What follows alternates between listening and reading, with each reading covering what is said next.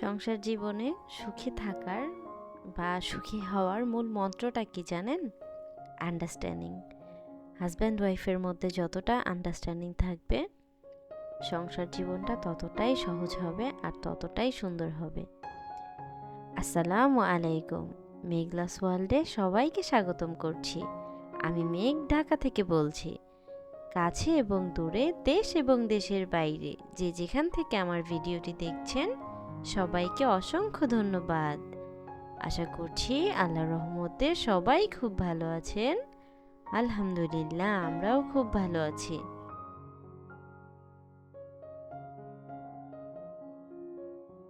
তো এই যে আজকের ভিডিওটা কিন্তু সকালবেলায় স্টার্ট করেছি। তো শুরুতেই আমি কিচেনে চলে এসেছি, যেহেতু আমরা গৃহিণী, আমাদের একটাই কাজ, আমাদের সকালটা শুরু হবে কিচেন থেকে। তো এই যে সকালবেলা কিন্তু নাস্তা রেডি করার জন্য চলে এসেছি। ফ্রিজে রুটি ছিল, তো রুটি ভেজে নিয়েছি বের করে, আর কিছুটা সবজি ছিল, তো আজকে রুটি সবজি দিয়েই খেয়ে নিব। মামে অলরেডি নাস্তাটা করে নিয়েছি।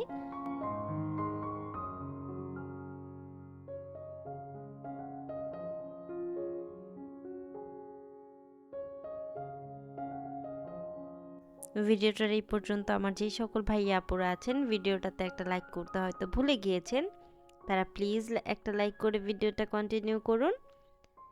আর আপনার যদি এই ধরনের ভিডিও ভালো লেগে যায় বা আমার ভিডিওটি যদি আপনার ভালো লেগে যায়, তাহলে আপনি চাইলে আমার চ্যানেলটাকে সাবস্ক্রাইব করে নিতে পারেন আর পাশে থাকা বেল আইকনটি প্রেস করে দিতে পারেন।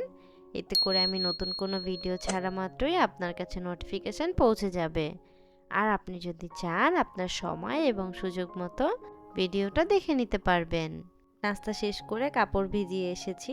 তো সিয়া পাপাকে বলেছিলাম যে পাউডার নেই, পাউডার আনতে হবে, তো সে কিন্তু রাতে নিয়ে এসেছিল। তারপর সকালবেলা কাপড়গুলো ভিজিয়ে দিয়েছি। আর এই সব কাপড়গুলো কিন্তু বুড়ির ছিল। ওর এত কাপড় নোংরা হয়, একটার পর একটা কাপড় চেঞ্জ করে শুধু, তো সেই কাপড়গুলোই জমেছিল। তারপর কিন্তু কাপড়গুলো ভিজিয়ে আমি রান্নাঘরে চলে এসেছি, আবারও একটা বেগুন পুড়িয়ে নিয়েছি।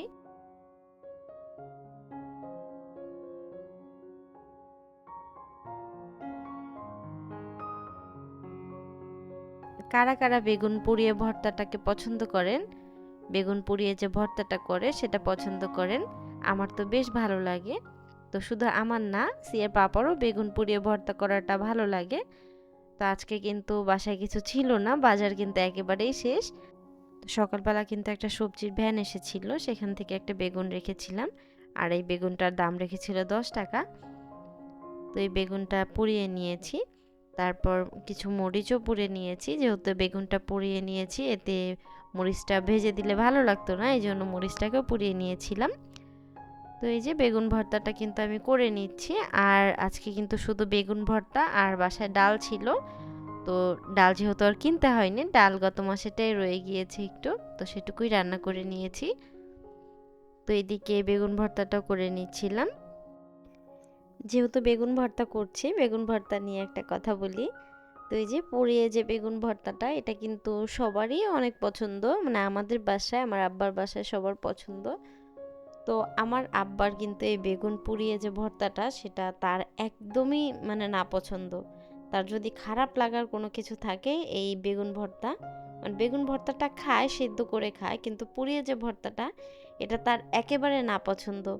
সে দেখা যায় যে এমনও হয়, মানে যখন আমরা ছোট ছিলাম, তো যদি কখনো এরকম বেগুন পুড়িয়ে ভর্তা করেছে, মানে ছোটবেলার একটা কথা মনে আছে যে বেগুন পুড়িয়ে ভর্তা করেছিল একবার আমাদের বাসায়। তো সে কিন্তু খুব রাগী মানুষ, রাগ করে কিন্তু একেবারে বেগুন যে পুড়িয়ে রাখা হয়েছিল বাটিতে, সেই বাটিটা সহ সে ফেলে দিয়েছিল। বেগুন ভর্তাটা এতটা তার না পছন্দ, মানে অপছন্দ, সে বেগুন ভর্তাটাকে একেবারেই পছন্দ করে না। তারপর আবার পুড়িয়ে ভর্তা করা। তো এটা কিন্তু আমি মজা করে শেয়ার করলাম, আমার আপুরা কেউ আবার নেগেটিভ কিছু ভাববেন না। তো এই যে এটাই ছিল আমাদের দুপুরের খাবার, ডাল আর হচ্ছে বেগুন ভর্তা। এই যে তার জন্য যে আলাদা করে ভর্তাটা করেছি, সে কিন্তু দুপুরে আসেনি। তো উনি যদি আমাকে ফোন করে বলে দিত যে আজকে আমি আসবো না, তাহলে কিন্তু আমার এত কষ্ট করতে হয় না, আমার দুইটা আলাদা করতে হয় না, একসাথে করে নিতে পারতাম। তো এই যে আমি আজকে এটা দিয়ে দুপুরের খাবার খেয়ে নিচ্ছিলাম। এটা হচ্ছে বাজারের ভিডিওটা নেক্সট আপলোড করে দিব।